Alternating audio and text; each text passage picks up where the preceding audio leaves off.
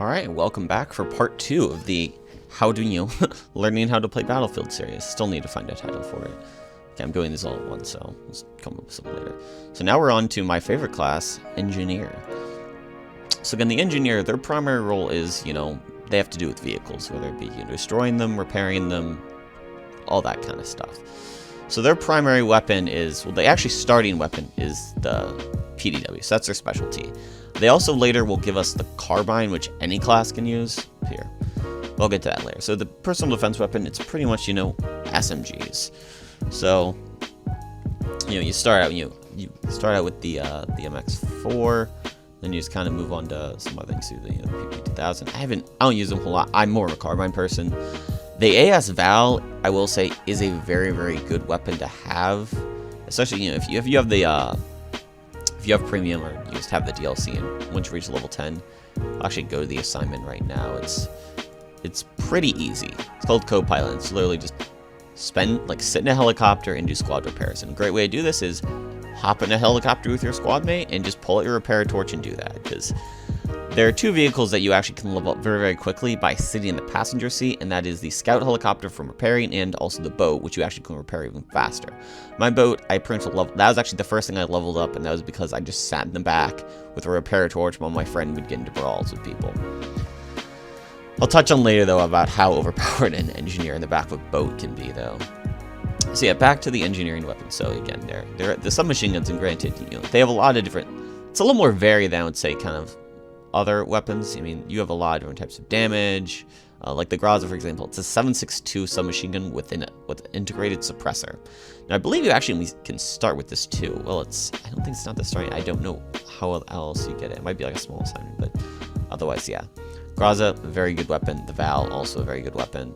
P90, you can start with that because it's one of the guns you can get from the campaign. It's one of the 3 weapons you get from the final scene, which is the QBZ, so the Chinese assault rifle. You get the P90, and then you can get the M249, which I think is probably the best. If you pick Irish, spoiler. But yeah, so you have a lot of different kind of weapons. This is an interesting one. I like to call it the nail gun just because it looks kind of like a nail gun, but it has 15 round mags, pretty good, similar to the P90 50 round mag. High rate of fire, good damage, that type of stuff. So now on to carbines, which is what I kind of like to use. So when you first get carbines, you'll get the AK-5C, which I would say is good all-around weapon. You can get get lots of accessories on it. There are kind of various ones. Like the M4, that's a burst fire. It's pretty decent. Pretty good ones is again, Gaza is pretty good. The SIG. It all kind of depends on how you want to do it. Like, I prefer the MTAR, but some say the MTAR is a piece of crap because the MTAR has a high rate of fire. Like, its stability is pretty much every gun has better stability than the MTAR, with the exception of the Gaza 7.62 weapon. That and this Ace, that's also 7.62. I might actually swap over to that. So again, it kind of depends on what you like. I kind of like to trick mine out. I wish I had a thermal sight on, but I don't. One nice thing you can get on carbines is target detectors, which will pretty much just, when you aim at something, you'll appear on everyone's map. Should have muzzle brake, yeah. So again, I started using the reflex, though. I kind of like higher zoom sights just because you get a little bit better picture for finer control.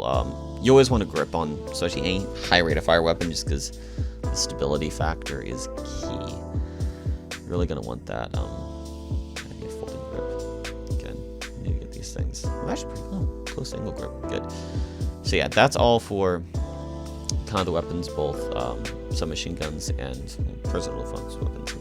Carbines, which are really good. Now on to the equipment. So kind of similar to assault, they have one primary, which is for in this case rocket launchers.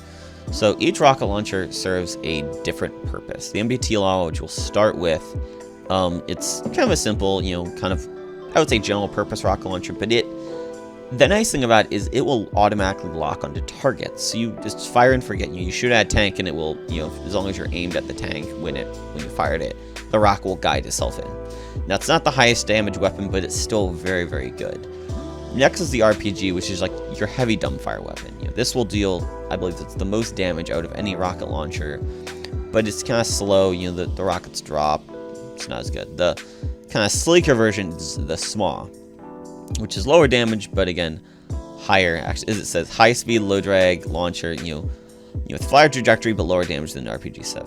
You know, very good for, you know, kind of pegging tanks. Most people use RPGs though, just because the higher damage, because it's small. Small as actually, I would say, you know, the one thing I would say it can come in handy with is taking out aircraft if you aren't good with RPGs, but you're still decent. On to the Javelin. The Javelin is strictly laser guided. Now, it will lock onto its own targets. The MBT Law, actually, so any guided anti-tank rocket, so which is the MBT Law, the Javelin, and the SRAW, can all take a laser designation.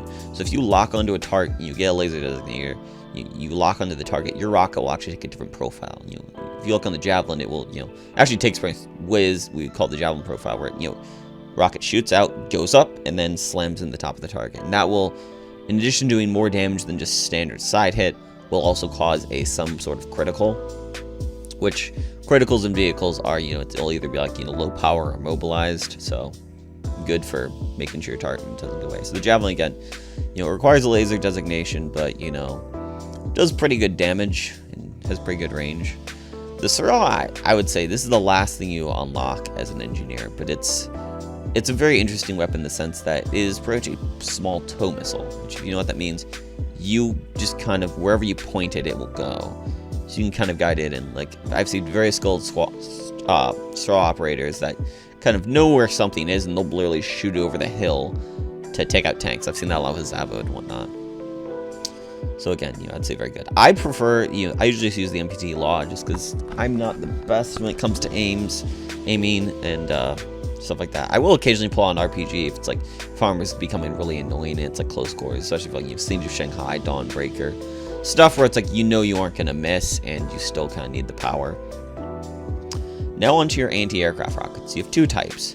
The Stinger is short range, kind of fire and forget. I believe they both do the same amount of damage, whereas the Strela, as you would know from Call of Duty, this is what's more what you would call a passive radar missile, which means you can actually fire it before you get a lock on, but it requires you to maintain lock the whole way in. And this actually can be nice because you can fire the rocket and then acquire the lock on a target, and then if you time it right, it'll lock on right as the missiles gain to its target, so you'll quickly turn, hit your target, and they won't know it hit them, quite literally, because they'll just, you know, they'll get a thing that's like, there's a missile that was launched, and all of a sudden gone.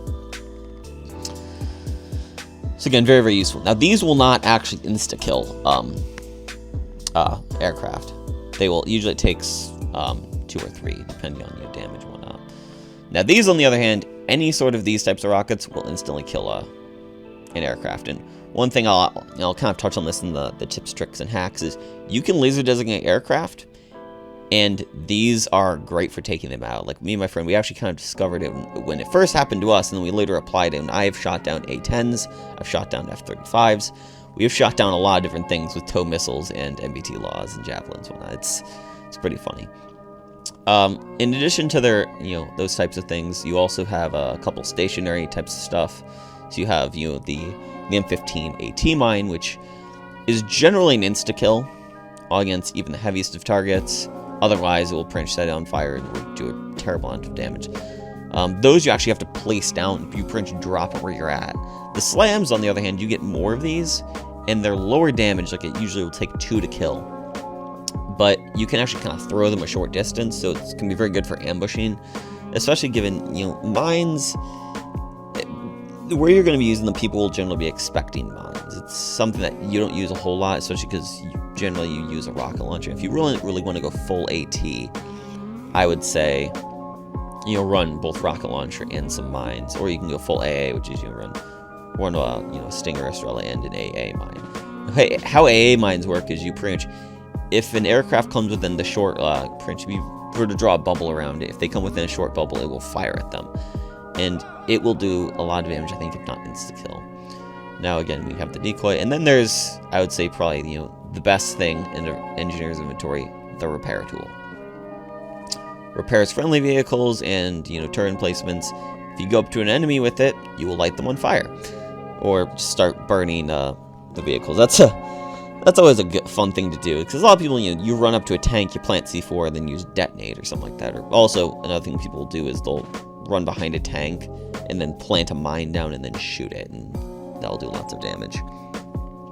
So repair tools, again, I would say this is probably the best thing. It's, this is how I get most of my points. I have so many repair tool ribbons that the EOD bot is, I have never really used it. It's kind of, it's a more remote, it's pretty much a repair torch, so it's probably actually better for taking out vehicles. And I think you can also, like, you can disarm bombs or stuff like that. Like, I've never really tried, because I only play Conquest. But again, this is, if you don't really feel like running up to something to heal it, and you feel you do that a lot, maybe run an EOD bot. Why not? If you're the more timid type. And of course the decoy. Again, with engineers, I would say good strategies are, engineer, because, like, they don't have the best of weapons. Now, granted, you can have access to other things. Like, you can get access to DMRs and shotguns and whatnot. They will, like, they won't be able to stand up to you generally, your average support or assault. Now, snipers, if you're running a sniper, well, that's kind of mixed, because if they are very, very good at sniping, they might just pop you in the face then and there.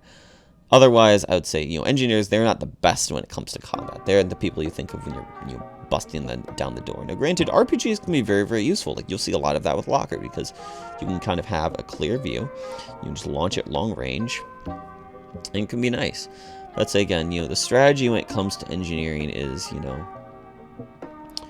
it's all based around the vehicles. So again, if you're playing games, it's like where it's going to be infantry only, or vehicles are kind of sparse, maybe not your best pick. Maybe that would be more of like an assault, whereas you can, kind of be more infantry focused with you can run as a medic, or kind of a mix where it's like you'll have one grenade launcher and one medical item. Yeah. And here's kind of we'll kind of show you some engineering stuff in action. So we'll get rid of the MBT law. Well, we'll grab this thing.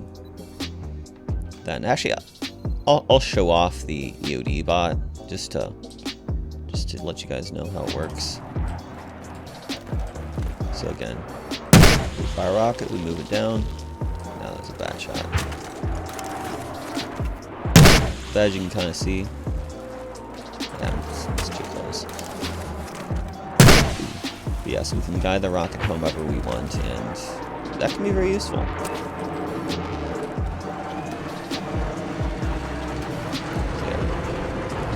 Bot just kind of go around. It's actually nice because it has this little kind of turret thing, so if you notice, you just kind of start to melt it. So again, it can be very, very nice in vehicles with low health. Also, just kind of, you can be sneaky with it. It's better than just a whole big person running after it. So again, if that's what you want to do, and you don't feel confident with rockets, or you just don't want to kind of do that, it'd be nice. Also, it can be a very, very nice tool to kind of supplement your, if you really want to be a die-hard, tank destroyer, and you don't like to use mines, maybe you run an EOD bot, because it's a pretty good general purpose weapon. I mean, I don't use it as much just because I like the repair torch. It's a little more fun to use, I would say.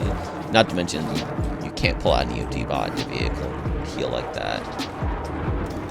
I'll have him yet. But yeah, so that's engineer. Dang it.